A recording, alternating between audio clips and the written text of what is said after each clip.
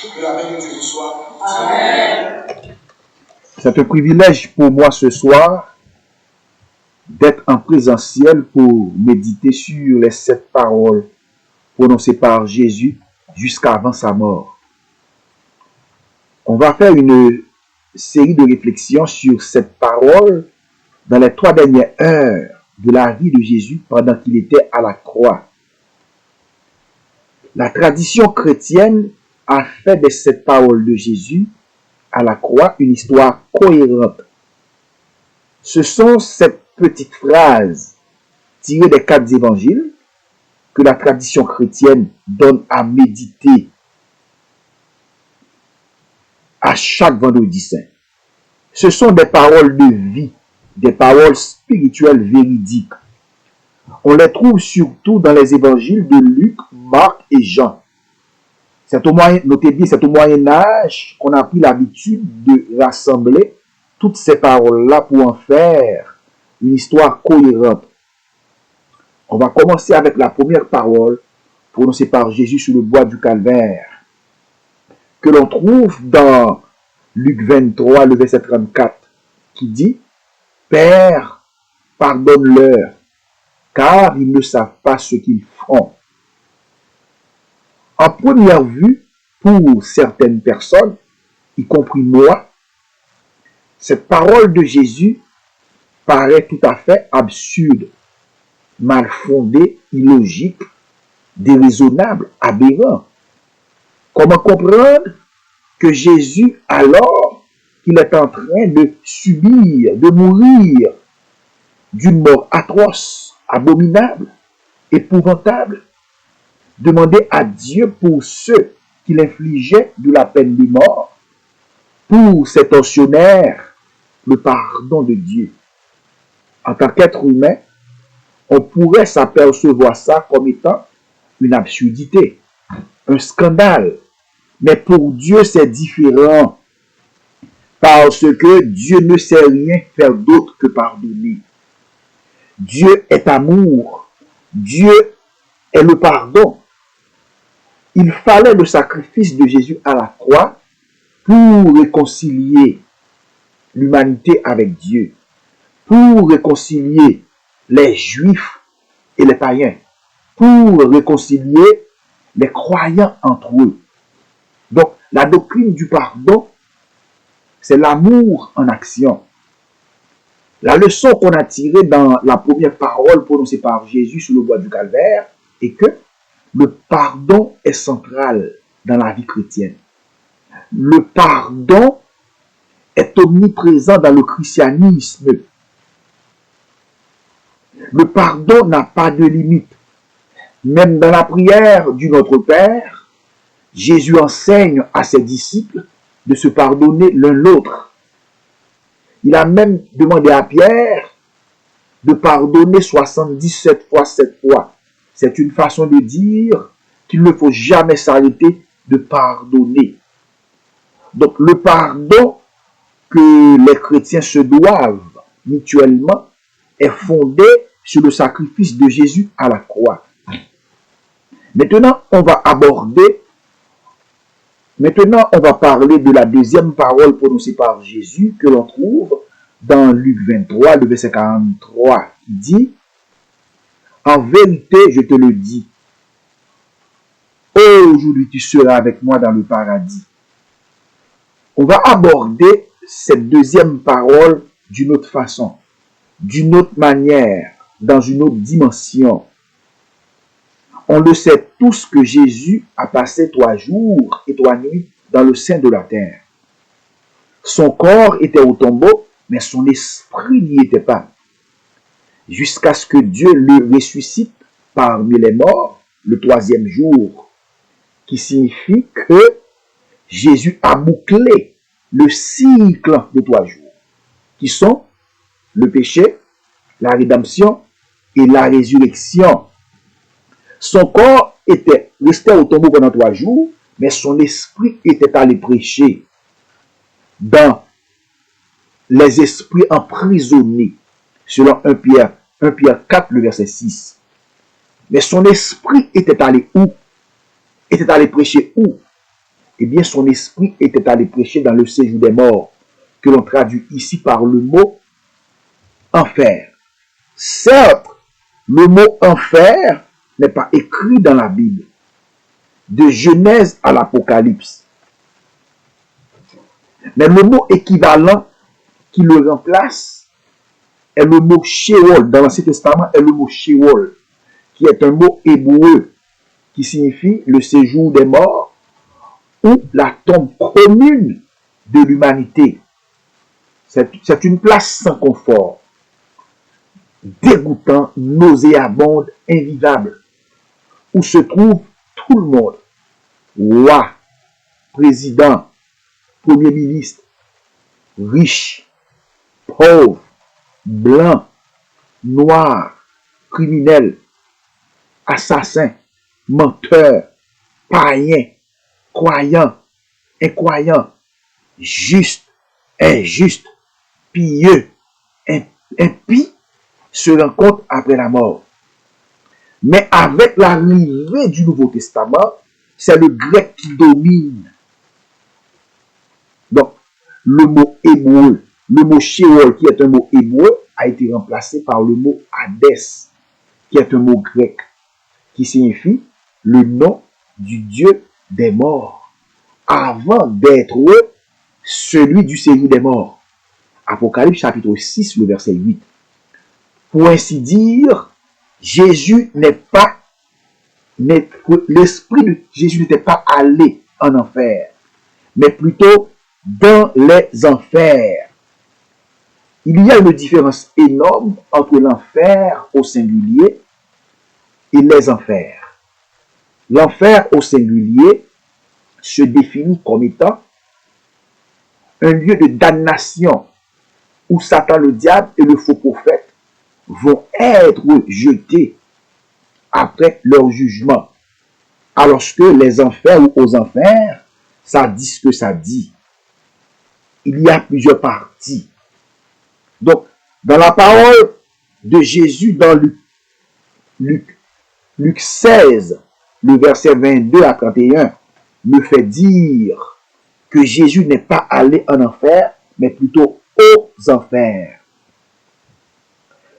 Dans l'histoire de l'homme riche et de Lazare, et le pauvre Lazare, raconté par Jésus lui-même, Jésus a mentionné 3 compartiments dans le lieu où l'homme riche et le pauvre Lazare y étaient.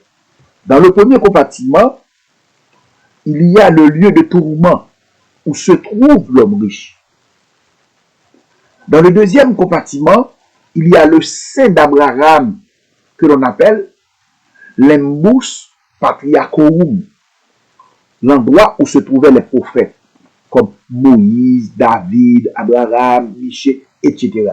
En un mot, tout ce qui avait la semence de Dieu en eux se trouvait dans le deuxième compartiment.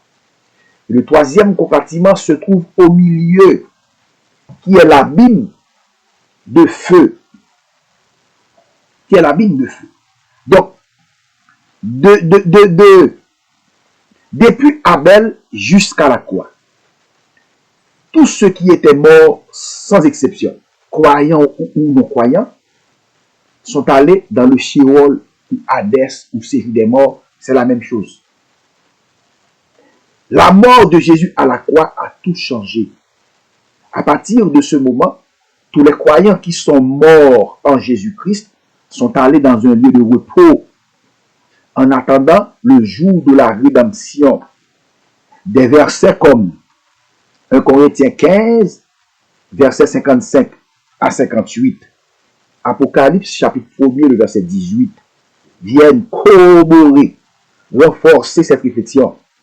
Donc, grâce à la mort et la résurrection de Jésus à la croix, maintenant, le séjour des morts n'est plus un endroit pour ceux qui sont en Jésus-Christ. Ce n'est pas sans raison que Jésus a dit à la honte droite dans Luc 23, le verset 43, en vérité, je te le dis, aujourd'hui, tu seras avec moi dans le paradis. Donc, l'esprit de la honte droite n'est pas allé au séjour des morts, mais plutôt dans ce lieu de repos, en attendant la résurrection de son corps. 1 Corinthiens 15, versets 55 à 58. Deuxième exemple, c'est la dernière parole d'Étienne, le premier martyr chrétien. Étienne demande à Jésus de recevoir son esprit. Actes des Apôtres, chapitre 7, versets 55 à 58. Donc l'esprit d'Étienne n'est pas allé au séjour des morts.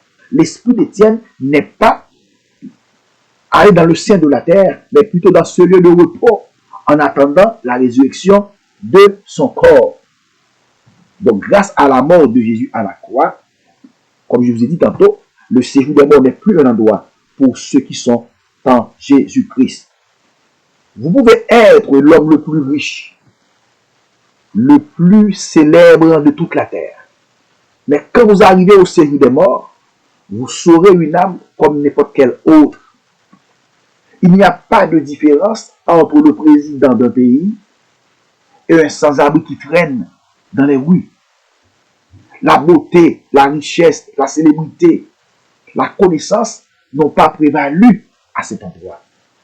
Maintenant, on va ébaucher la troisième parole de Jésus prononcée sur le bois du calvaire. Dans Jean 19, le verset 26 à 27, qui dit « Femme, voici ton fils, et fils, voici ta mère. » Lors de la crucifixion de Jésus à la croix, il y avait 4 femmes qui regardaient, qui observaient, qui examinaient la scène. La première femme, c'était Marie, la mère de Jésus. La deuxième femme, c'était la sœur de Marie, la mère de Jésus. La troisième femme, c'était également Marie, mais la femme de Clopas. La quatrième femme, c'était encore Marie-Madeleine ou Marie de Magdala, qui est la sœur de Lazare. Imaginez la peine, la douleur, la tristesse que Marie avait en regardant son fils innocent en train de mourir d'une mort atroce, abominable, affreuse. Jésus également pensait à sa mère en disant à Jean, le disciple qu'il aimait beaucoup, « Fils, voici ta mère. » Et à sa mère, « Femme, voici ton fils. » Tout ça nous laisse supposer que Joseph, le père adoptif de Jésus, n'était plus, est mort. Et les fils que Marie avait, qui sont les frères de Jésus, n'étaient pas encore des véritables croyants. C'est l'une des raisons pour lesquelles que Jésus a demandé à Jean, un disciple, dans la foi, c'est l'une des raisons pour laquelle que Jésus a confié sa mère à Jean, un apôtre dans la foi. Et Jean l'a recueillie chez lui et prend soin d'elle comme si elle était sa véritable mère, comme si elle était sa mère réelle. Maintenant, la quatrième parole prononcée par Jésus sur le bois du calvaire, dans Marc 15, verset 34, qui dit, dans Marc 15, verset 34, Jésus reprenait Psaume 22, verset 2, qui dit, « Mon Dieu, je crie le jour et la nuit, tu ne me réponds pas. » Au 9e heure, Jésus se cria d'une voix forte, disant, « Eli, Eli, lama sabachthani » qui se traduit par « Mon Dieu, pourquoi m'as-tu abandonné ?» Et les gens qui étaient là pensaient que Jésus avait sollicité l'aide d'Élie le prophète. Disons tous, on va voir si Élie viendra le sauver. Marc chapitre 15, versets 33 à 36. Le cri de détresse poussé par Jésus démontre dans quel état il se trouvait. Rejeté par les hommes, abandonné de son propre Père à cause de nos péchés qu'il s'est chargé. Il était devenu méconnaissable. Et Dieu qui est son Père ne pouvait pas le regarder à cause de sa sainteté.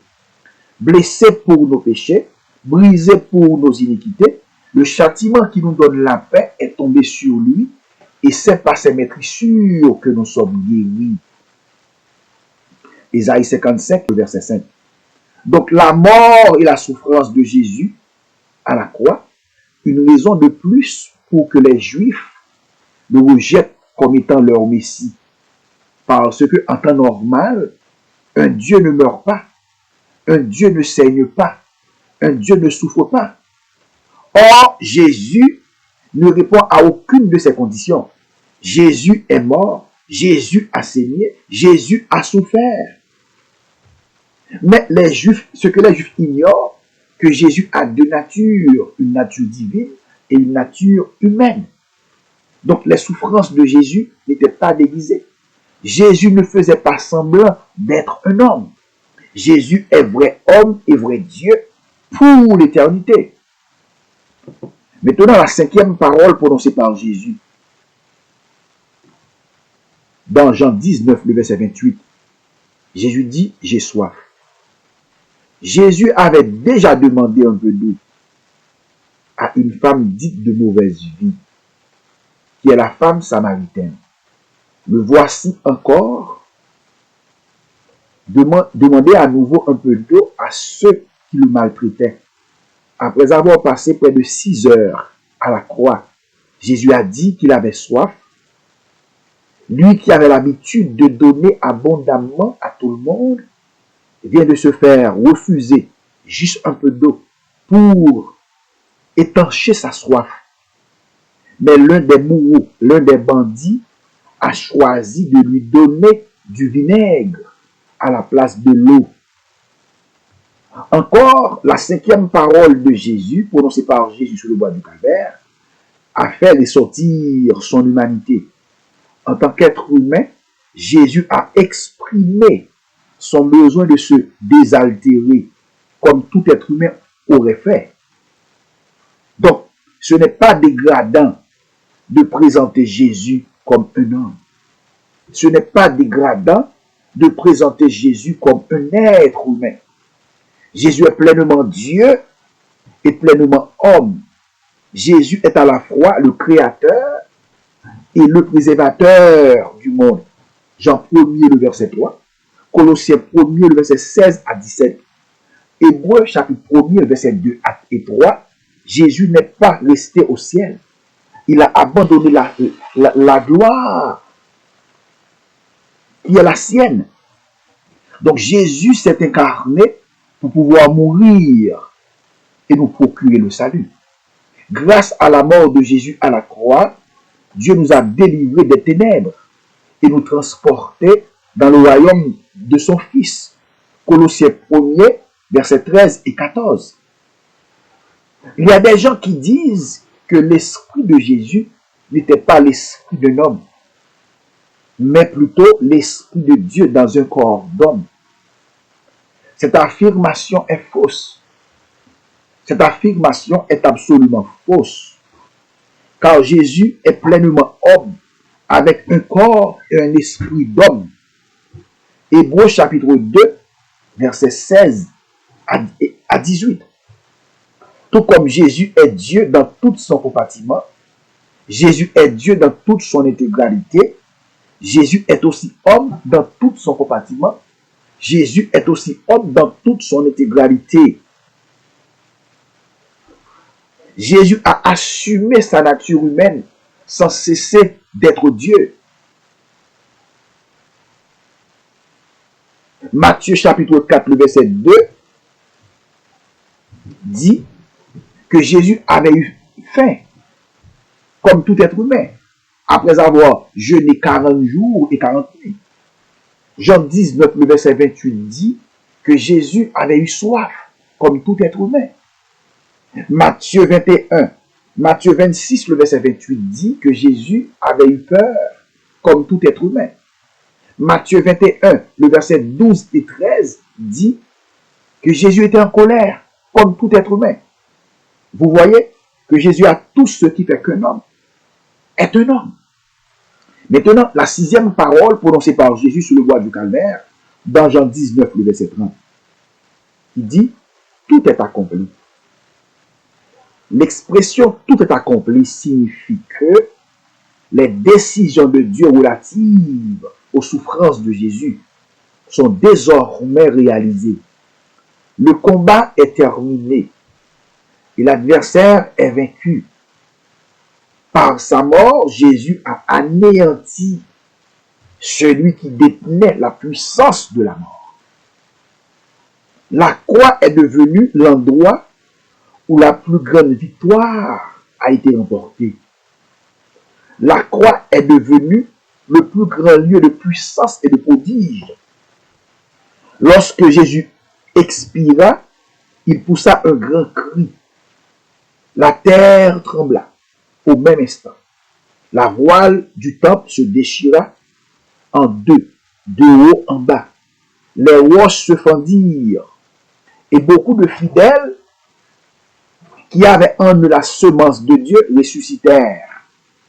Les soldats romains qui surveillaient Jésus furent saisis d'épouvante et dirent, ah, cet homme était réellement le Fils de Dieu. Donc la puissance de Dieu a été manifestée à la croix. La bonne nouvelle aujourd'hui est que cette force est encore disponible et accessible à tous ceux qui en ont besoin.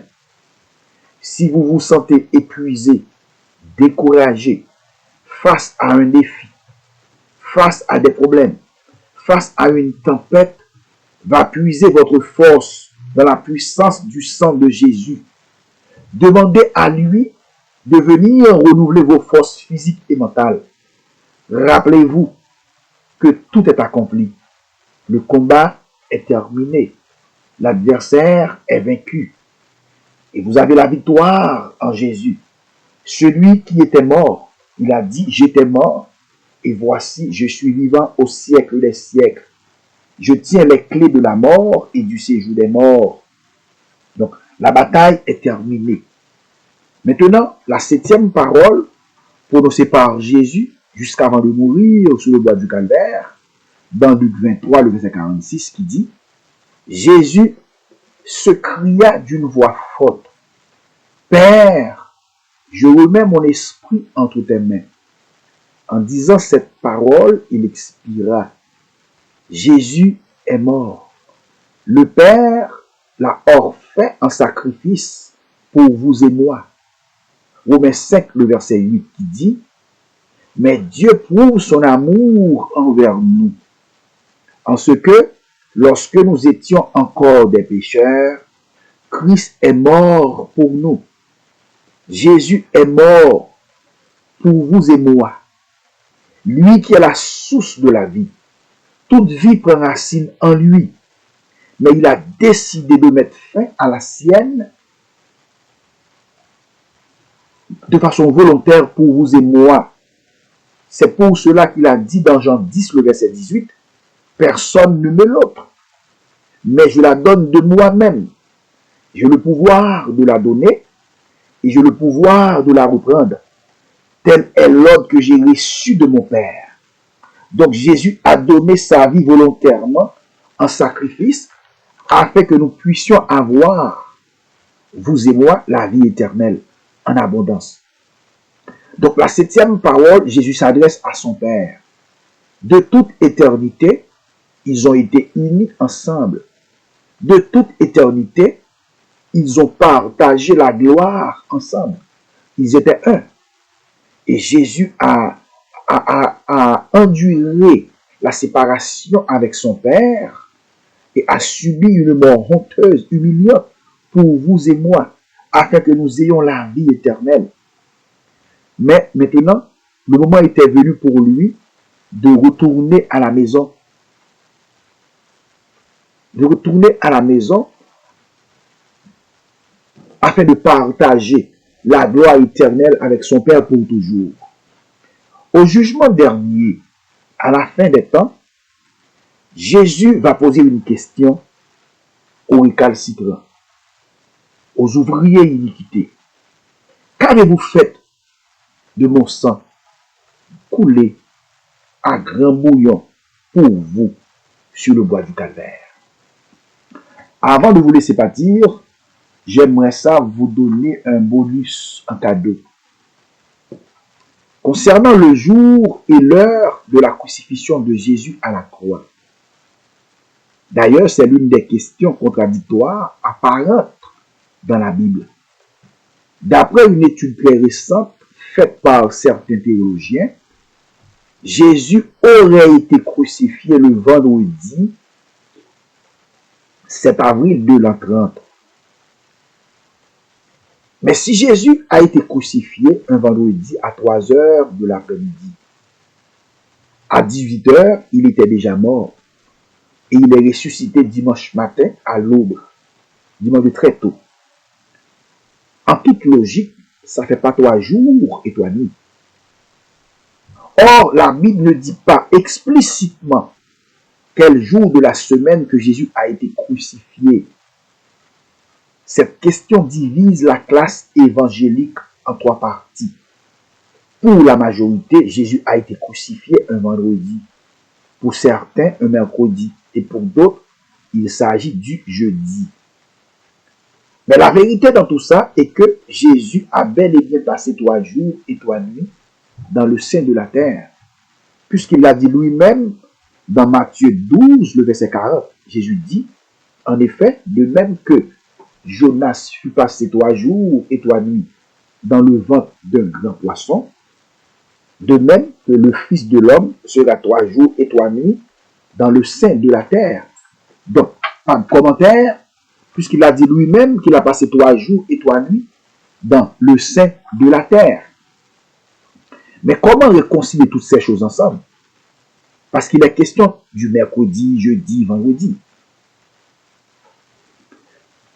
Si on se fie au calendrier grégorien, dans ce calendrier, une journée contient 24 heures. Et si on fait notre calcul avec ce dit calendrier, on ne saurait jamais prouver en aucun cas que Jésus a été crucifié un vendredi et passé 3 jours et 3 nuits dans le sein de la terre. Cette affaire me tracassait beaucoup la tête. Ma curiosité intellectuelle m'a poussé jusqu'au bout. Finalement, le Saint-Esprit m'a permis de le comprendre et j'aimerais ça le partager avec vous sans pour autant cracher, piétiner, minimiser les autres possibilités. D'ailleurs, la Bible, selon la Bible, dans Marc 15, le verset 42, Jésus a été crucifié à la veille du sabbat. Il s'agit ici du sabbat hebdomadaire, c'est-à-dire un samedi. Donc, déjà, de cette lecture de Marc, chapitre 15, verset 42, Jésus a été crucifié un vendredi, à la veille du sabbat. On peut imaginer que Jésus a été crucifié un vendredi. Mais si on veut, on peut pousser cette réflexion un peu plus loin. En ce qui a trait avec le jour de sa crucifixion. Il ne faut jamais calculer avec le calendrier grégorien pour avoir la réponse. Mais plutôt avec le calendrier juif. Parce que le calendrier juif se différenciait de plusieurs points du calendrier grégorien. Dans le calendrier juif, les journées ne commencent pas à minuit, mais plutôt à la tombée de la nuit, et s'achèvent le lendemain au même moment. Donc, avec l'année dite lunisolaire, les mois sont rythmés par la lune, et les années sont rythmées par le soleil. Je m'explique, je vais être plus clair. Dans le calendrier juif, dans l'idée juive du 1er siècle, une partie d'un jour était considérée comme un jour entier. Donc, étant donné que Jésus a passé une partie du vendredi, tout le samedi et une partie du dimanche, alors on considère qu'il a passé 3 jours et 3 nuits dans le sein de la terre. C'est la seule et unique façon de prouver que Jésus a été crucifié un vendredi et passé 3 jours et 3 nuits dans le sein de la terre. Mais quand même, si le jour de la semaine était si important, nous pensons que la Bible aurait pris le temps de nous annoncer clairement le jour et l'heure des événements. Le plus important, c'est que Jésus est mort pour vous et moi. Il a passé 3 jours dans la tombe. Le 3e jour, il est ressuscité. Et il est vivant pour toujours. Grâce à sa mort et sa résurrection, vous et moi, nous avons la vie éternelle. C'est plus vrai et plus important qu'il ait été crucifié un mercredi, un jeudi ou un vendredi. Que Dieu vous bénisse.